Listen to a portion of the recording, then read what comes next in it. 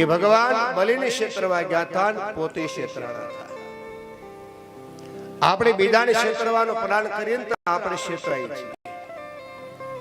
ખાડો ખોદે એ જ પડે.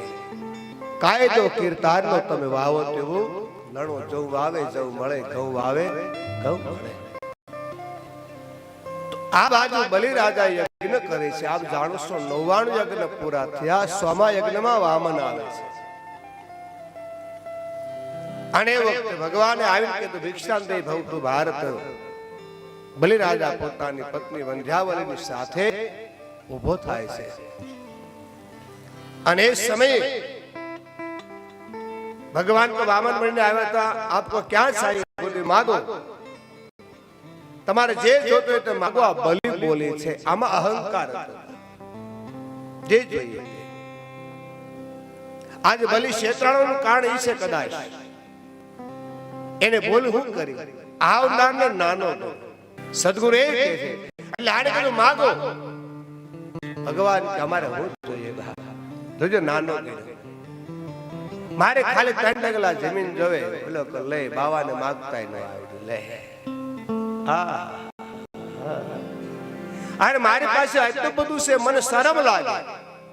કઈક વધારે માગો. ભગવાન મનમાં કે આટલું તો દે. પાણી પેલા મુદડા સુખા ઉતારે છે તું વાલા. આટલું તો દે. પણ નહીં આપ તો કે જાઓ 3 ડગલા જમીન આપી ટૂંકમાં હું તમને કહું કે જાઓ આપી એમને સંકલ્પ કરાવો. અરે બાબા સંકલ્પ કરાવવાની ક્યાં જરૂર છે વાલા. નહીં સંકલ્પ કરાવ પણ હું લેવા. અને જ્યાં સંકલ્પ કરાવવા જાય ત્યાં શુક્રાચાર્ય ભાળી જાય કે ટોળું કાંઈક છે. આવીને સંકલ્પ ન કરાવું તો કા તને ખબર નથી આ કોણ છે. તેથી બલિ બોલો તો મહારાજ સાંભળો. યજ્ઞની શરૂઆત થઈ તાર તમે મને જ્ઞાન આપ્યું હતું. કોઈ પણ સાધુ બ્રાહ્મણ આવે એને દક્ષિણા આપીએ ને પછી યજ્ઞ પૂરો થતો હોય છે. અને હવે તમે ના પાડો છો એ તો નહીં. પણ સાંભળે હોય કે નહીં આજ બલિ પાસો નહીં પડે. અને ક્યાં ભગવાન બોલ્યા વાહ બલિ વાહ ધન છે તારી જનેતાને. તારો બાપ વિરોચન એ પણ મહાન. એનો બાપ પ્રહલાદ એને ભગવાને ખોળામાં લીધો. અને આ બાપ દાદાને વખાણ કરે તો પોરો ચડે કે ન ચડે. આ માગવાની રીત ભગવાન શીખવાડે છે.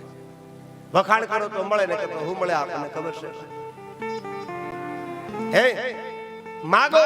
શુક્રાચાર્ય ના પાડે. સંકલ્પ કરાવવા જાય પણ કમંડળના નળસામાંથી જળરામ પડતું નથી.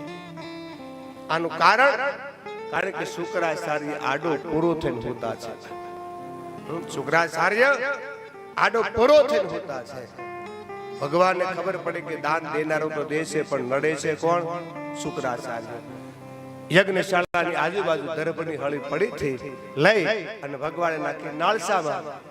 એ જ વખતે શુક્રાચાર્ય નાખ ફૂટીને આવ્યા બહાર. બલિ કે તારા કર્યા તું ભગો. ભગવાન કે પેલા તમારા ભગવો તમારી ફૂટી. આ વાત આપણી છે. શુક્રાચાર્ય આડા પગ કર્યો આ ફૂટી ન ફૂટી. અને એ જ વખતે ખબર પડી ભગવાન કે શુક્રાચાર્ય બહાર નીકળ્યા અને સંકલ્પ થયો માગો ભગવાન. અને એ જ વખતે ભગવાન લીલા કરે અને ભગવાને વાહન રૂપ ધારણ કર્યું. વામેશ્વર ભગવાન એક અને 2 ડગલામાં બધું લઈ લીધું. શુક્રાચાર્ય કરે દે હવે. એક ને 2 ડગલામાં ભગવાન કામ જો 1 ડગલામાં બધું લઈ લે. આ તો લીલા મારી છે સાહેબ. અને મને તમને બતાવે છે આ બધું યાનું છે. આપણને વાપરવા આવ્યું છે. આપણી જમીન હોય કે બંગલા હોય કે ગાડી હોય એ વાપરવા આપ્યું છે. અંતે તો યાનું છે. હે મારું કરીને આપણે જિંદગી આખી મરી ગયા. આ પૃથ્વી સંપદા કોઈની થઈ નહીં થાય નહીં. અને એ જ વખતે 2 ડગલામાં બધું લીધું. શુક્રાચાર્ય દે અને હા બાળ ભગવાન બોલ્યા છે બલિરાજા દાન કરો તો પૂરું કરો. અને જો અધૂરું દાન થાય તો તમારી ગયેલી પેઢી જે સ્વર્ગમાં છે નરકમાં જાય. બા નક્કી તારે કરવાનું. તારે બલિ મુંજાણો. અને એ વખતે એની આંખનો ખૂણો ભીનો થયો. અને હવે રોજ અને તારે વંદાવલી બોલી મહારાજ આપ રડો નહીં.